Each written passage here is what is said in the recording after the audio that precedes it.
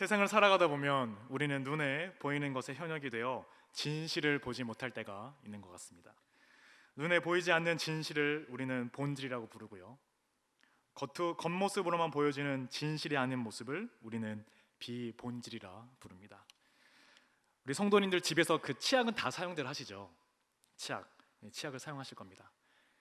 벌써부터 웃으시는 분들이 계시는데요, 치약을 짜실 때 어디서부터 짜시나요? 가운데서부터? 아니, 끝에서? 네. 뭐 끝에서부터 짜시는 분들도 계시고, 뭐 가운데서부터 짜시는 분들도 계십니다. 어느 한 가정이 있었습니다. 네, 저희 가정은 아니고요, 한 가정이 있었습니다. 남편은 치약을 이렇게 끝에서부터 눌러 짜서 사용을 하는데, 부인은 가운데서부터 푹 눌러가지고 치약을 사용을 하는 겁니다.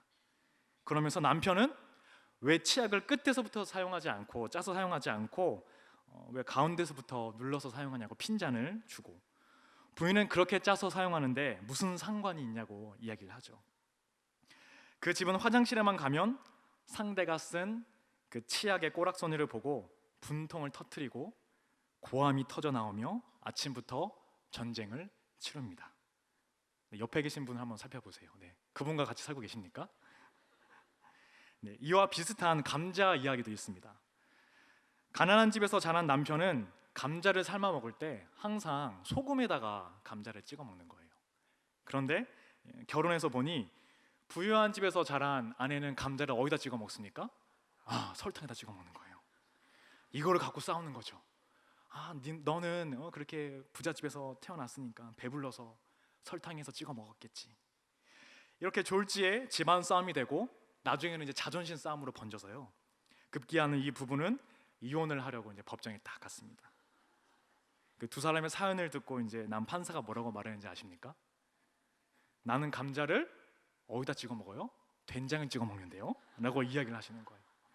그러니까 설탕에 찍어 먹던 감자에 찍어 먹던 아무런 상관이 없다는 얘기죠.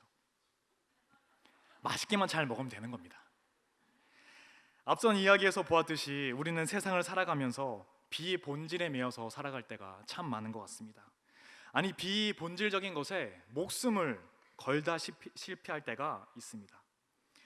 그런데 이렇게 비본질적인 것에 매이다 보면 나중에는요, 무엇이 본질이고 무엇이 비본질인지 잊고 싸우는 데만 열을 올리게 됩니다. 치약을 끝에서부터 짜던 중간에서부터 짜던 무슨 상관이 있습니까? 저는 끝에서부터 짜는 것 같고요, 저희 아내는 중간에서부터 짜는 것 같아요. 아무런 상관이 없죠. 양치질만 잘하면 되는 겁니다. 감자를 설탕에 찍어 먹던 소금에 찍어 먹던 된장에 찍어 먹던 어떻게 먹기만 하면 되는 거죠? 맛있게만 먹기만 하면 되는 겁니다. 사소한 비본질에서 생긴 조그만 문제 때문에 중요한 본질을 보지 못할 뿐만 아니라 본질이 가려지고 더 나아가서 그 본질이 매도당하는 것들을 우리는 많이 보았습니다. 인도의 유명한 성자 마하트마 간디는 이렇게 얘기를 했습니다. 나는 예수가 좋아서 교회에 간 적이 있다. 그러나 거기서 예수 믿는 사람들을 보고 다시는 예수를 안 믿기로 결심했다. 사실은 비본질 때문에 본질적인 것을 보지 못했던 것이죠. 성 어거스틴은 이렇게 이야기합니다. 본질적인 것에는 일치를, 비본질적인 것에는 자유를, 모든 것에는 사랑을. 그렇다면 예배의 본질적인 의미는 무엇입니까? 아니, 예배의 본질을 말하기 전에 이 예배의 어원적 의미에 대해서 한번 살펴보겠습니다. 예배는 본래 종이 주인에게 문안할 때 존경의 표시로 머리를 조아리며 발에 입을 맞추는 것이라 말합니다. 영어로 그 예배를 나타내는 월십이라는 단어가 있는데요, 가치를 뜻하는 월스와 신분을 뜻하는 쉽, 이 두 단어의 합성어입니다. 그래서 예배라고 하는 단어는 자신이 가장 아끼고 높이며 사랑하는 대상에게 최고의 가치를 드린다는 의미를 가지고 있습니다. 따라서 인간이 하나님께 대하여 최고의 가치와 또한 그에 합당한 영광을 올려드리고자 할 때 그 자리에서 우리는 부인이 되어야 되고요, 오직 하나님만 드러나셔야 합니다. 이러한 예배가 하나님이 기대하시는 참 예배이며, 또한 이런 예배를 드리는 자가 하나님이 찾으시는 참 예배자라 할 수 있을 것입니다. 세상을 살아가면서 우리는 여러 가지 만남을 가지게 됩니다. 부모님과의 만남, 또 친구와의 만남, 사랑하는 사람과의 만남 등 다양한 만남이 있죠. 진정한 만남은 상호 간의 소통에 있습니다. 영혼과 이 인격의 그런 만남을 통한 진동이 없으면 그것은 만남이 아니라 한순간의 마주침일 뿐입니다. 예배는 바로 이런 하나님과의 만남입니다. 그런데 바로 이 하나님과의 만남에서 형식적인 만남 또는 비상적인 만남이 되어서는 안 될 것입니다. 연인과의 만남처럼 아주 깊은 사귐이 있어야 합니다. 주중 예배 모임 1시간을 참여하면서도 형식적이며 습관적인 예배, 간절함과 사모함이 없는 예배, 사람을 만나러 오는 예배, 단순히 일주일 동안 지은 죄만을 씻으러 오는 그러한 세차장식 예배는 하나님과의 진정한 만남이라고 보단 그저 마주침의 일부라 할 수 있습니다. 사랑하는 안산제일교회 성도 여러분, 여러분은 과연 창조주 하나님, 구원자 하나님, 역사의 주관자이신 하나님과 어떠한 만남을 갖고 계십니까? 아니, 그러한 만남을 기대하고 계십니까? 오늘 요한복음 4장의 말씀을 보면 예배에 대한 본질적인 문제에 대해서 다루고 있습니다. 과연 예배의 본질은 무엇이냐? 오늘 말씀을 통해 하나님을 더 깊게 사랑하고 예배하시는 여러분들이 되시기를 간절히 바랍니다. 요한복음 4장 본문에서 우리는 예배의 참된 본질보다는 비본질에 매어 사는 사마리아인 여인의 고백을 들을 수 있습니다. 20절 말씀을 보면 사마리아 여인이 예수님께 예배의 장소와 관련한 그러한 질문의 내용이 나오는데요, 우리 요한복음 4장 20절을 같이 한번 읽어보겠습니다. 시작. 우리 조상들은 이 산에서 예배하였는데 당신들의 말은 예배할 곳이 예루살렘에 있다 하더이다. 사마리아 여인의 예배에 대한 남다른 관심이 있었습니다. 역사적인 배경을 보면요, 남북으로 이스라엘이 분열된 후에 북이스라엘은 사마리아의 그리심산에 예배 초소를 세웁니다. 왜냐하면 이제 남유다와 북이스라엘이 서로 이제 상종하지 않는 사이였죠.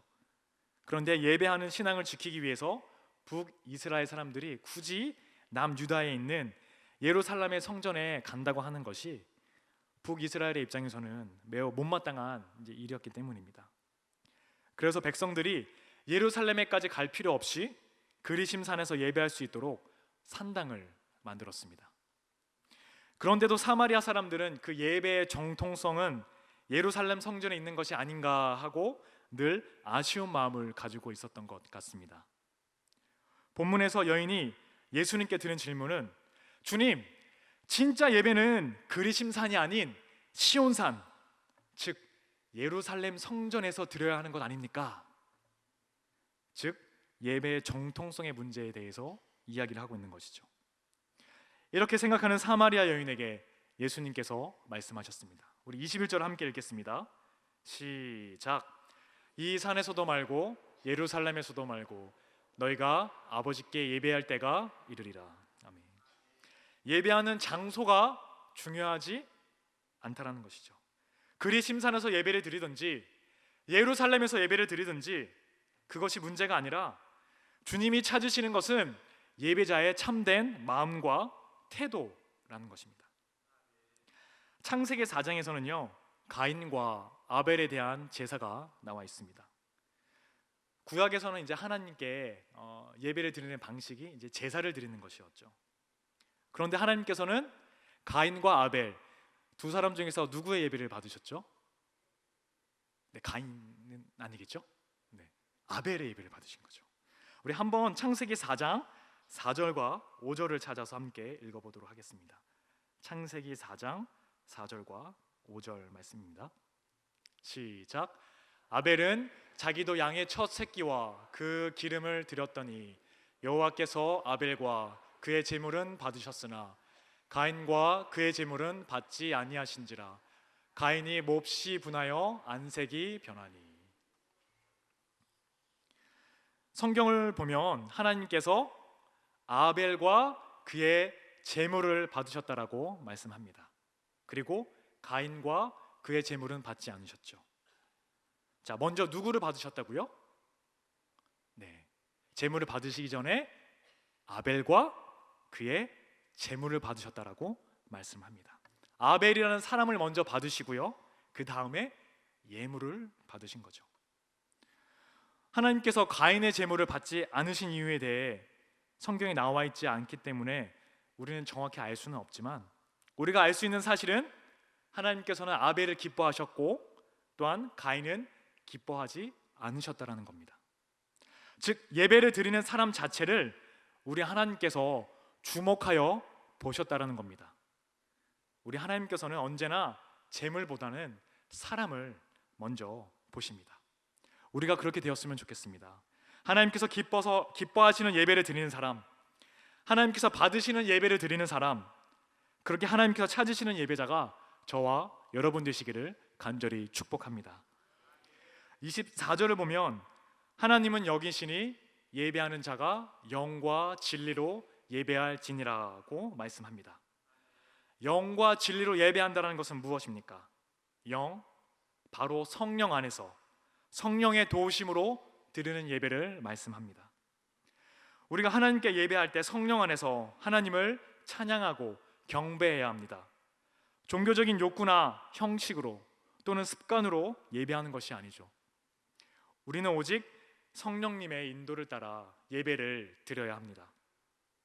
다음으로는 진리로 예배를 드려야 한다고 말합니다. 그렇다면 진리는 무엇입니까? 말씀, 곧 하나님의 진리의 말씀에 근거해서 예배를 드리는 것을 말합니다.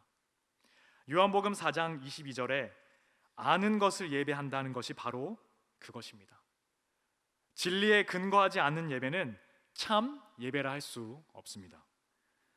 예배의 중심에는 언제나 하나님이 계시고 그 중심에는 언제나 하나님의 말씀이 있어야 한다는 겁니다. 우리는 예배를 통해 하나님의 진리에 더 가까이 나아가야 합니다. 예배를 통하여 우리 마음 깊은 곳에서부터 하나님을 더 깊이 알아가야 합니다. 하나님과의 깊은 교제를 통해 하나님을 깊이 체험하는 것이죠. 따라서 영과 진리로 예배하는 자들을 찾으신다는 것은 성령의 인도하심을 받는 예배와 진리의 말씀이 살아있는 예배를 드리는 자들을 찾으신다라는 겁니다. 찬송과 한 절을 불러도요, 하나님의 은혜가 있고요, 말씀을 듣고 아멘, 아멘하며 하나님의 진리의 말씀에 그러한 순종의 결단이 있는 예배를 드리는 사람들, 그러한 사람들을 우리 주님께서 찾으신다라는 말씀입니다. 하나님께서는 그렇게 영과 진리로 예배 드리는 자들을 지금 찾고 계십니다. 그러면 영과 진리로 예배를 드리는 자들, 곧 오늘 본문에 나와 있는 이 사마리아 여인은 예수님을 만난 후에 어떻게 되었습니까? 오늘 본문을 읽지는 않았지만 4장 6절 말씀을 보면은 예수님께서 우물 곁에 계셨는데 때가 6시쯤 되었다라고 말씀하고 있습니다. 한국 시간으로 하면 가장 더울 때인 낮 12시를 이야기하고 있습니다. 그 예수님이 살던 중동 지역에 가장 더울 때인 12시를 생각하면요, 한 온도가 40도 이상 올라가는 날씨인 것 같습니다. 굉장히 무더운 날씨죠. 사람이 돌아다니기 힘든 날씨입니다. 저희도 이제 8월달 한창 더울 때 뭐 한 30 몇 도까지 막 올라가잖아요. 그래도 너무 더워서 저희가 힘들어하는데 그 당시 중동 지역에는 그렇게 40도 이상 되는 그러한 날씨에, 사람이 다니기 힘든 날씨에 이 사마리아 여인이 나왔다는 겁니다. 물을 기르러. 왜냐하면 자신은 유다 사람들이 너무나도 싫어하는 사마리아인이었기 때문입니다. 그래서 사람들과 마주치지 않으려고, 사람들의 시선을 피해서 가장 무더운 날인 정오에 물을 기르러 나왔습니다. 그렇게 자신의 삶을 수치스럽게 여기던 이 한 여인이 생수의 근원이신 예수님을 만났고 또 예수님이 어떠한 분이신지 알게 되자 물을 길러왔던 본래의 목적도 잊어버린 채 다시금 동네로 뛰어들어가 예수님을 전하게 됩니다. 이 여인의 모습을 한번 보십시오. 그녀에게 놀라운 변화가 일어났습니다. 그리고 이 놀라운 일은 사마리아인 여인 이 한 사람에게 뿐만이 아니라 그녀가 살고 있던 동네 전체에도 큰 영향을 주게 되었습니다. 우리는 예수님을 만난 이 사마리아인 여인의 모습을 통해 그리스도인으로서의 어떠한 모습으로 살아야 하는지를 알 수 있습니다. 여인은 예수님을 만난 은혜의 감격을 가지고 삶의 현장에서 그리스도를 증거했습니다. 바로 자신이 사는 동네로 들어가 예수님을 전하기 시작한 것이죠. 우리도 마찬가지입니다. 이 예배를 통한 또한 은혜의 감격을 가지고 우리가 속해 있는 곳에서, 가정에서, 직장에서, 사회에서, 동네에서 그리스도를 증거하는 삶을 살아야 합니다. 따라서 진정한 예배자는 예배를 마치고서 예배당 문을 나설 때 비로소 시작되는 겁니다. 앨리스 그레이의 내 인생을 바꾼 100가지 이야기라는 책을 보면 이러한 내용이 있습니다. 내가 배고플 때 당신은 인도주의 클럽을 만들어 내 배고픔을 주제로 토론을 벌였습니다. 내가 헐벗었을 때 당신은 마음속으로 내 벗은 모습의 도덕성에 대해 논쟁을 벌였습니다. 내가 병들었을 때 당신은 무릎을 꿇고 당신이 건강한 것을 하나님께 감사드렸습니다. 내가 집 없이 떠돌아다닐 때 당신은 내게 하나님의 사랑의 은신처에 관한 설교를 해 주었습니다. 그러나 나를 집으로 데려다 주진 않았습니다. 내가 외로울 때 당신은 나를 위해 기도하려고 나를 홀로 있게 했습니다.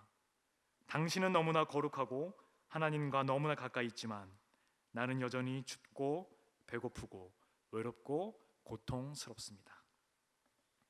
마태복음 7장 21절을 보면 이렇게 말씀하고 있습니다. 나더러 주여 주여 하는 자마다 다 천국에 들어갈 것이 아니요 다만 하늘에 계신 내 아버지의 뜻대로 행하는 자라야 들어가리라. 예수를 믿는 사람들이 말은 잘할 수 있습니다. 그러나 우리의 신앙이 삶으로 드러나지 않는다면 그 믿음은 죽은 믿음일 뿐입니다. 야고보 사도는 야고보에서 이렇게 말합니다. 이와 같이 행함이 없는 믿음은 그 자체가 죽은 것이라. 우리가 성경의 지식이 아무리 많이 알고 있어도 또 실천하지 않으면 아무런 소용이 없습니다. 진정 중요한 것은 우리들 자신이 무엇을 얼마나 알고 있느냐 하는 것보다 그중 한 가지라도 우리의 삶 속에서 실천하고 있느냐는 것입니다. 몸으로 예배를 드리는 사람은 삶 가운데서 하나님께 기쁘게 드려지는 제물이 되어야 합니다. 기쁜 제물이 되는 것은 입으로만, 말로만 되는 것이 아닙니다. 핑계 대는 것이 아닙니다. 몸으로 헌신하는 겁니다. 자신이 아무리 능력이 있다 말하고 또 신앙생활을 열심히 한다고 말해도 말로만 하는 것은 아무런 힘이 없습니다.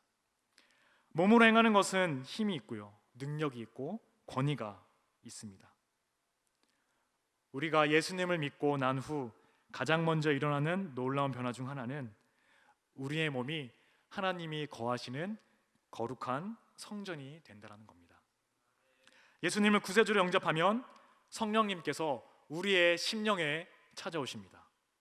그 순간 우리의 몸은 하나님께서 거하시는 성전이 되는 것이죠. 내 몸은 더 이상 내 것이 아닙니다. 그러면 누구의 것입니까? 하나님의 것이죠. 내 몸은 누구의 몸입니까? 하나님의 몸입니다. 그러면 하나님이 기뻐하시는 일과 목적을 위한 도구로 우리는 사용되어져야 할 것입니다.